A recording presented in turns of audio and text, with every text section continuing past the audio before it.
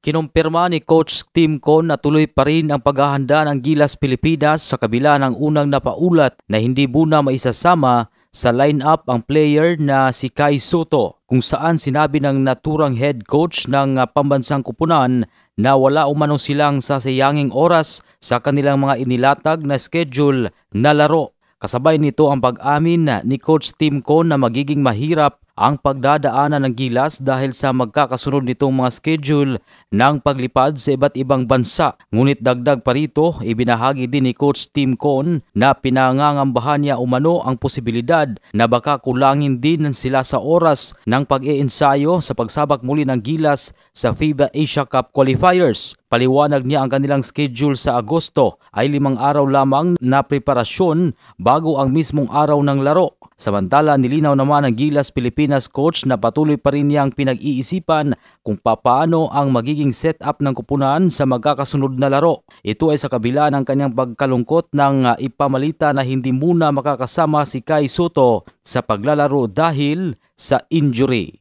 Yan ang Balitang Sports. Ito si Ray Tampos para sa Radyo Alternatibo Balita Nationwide.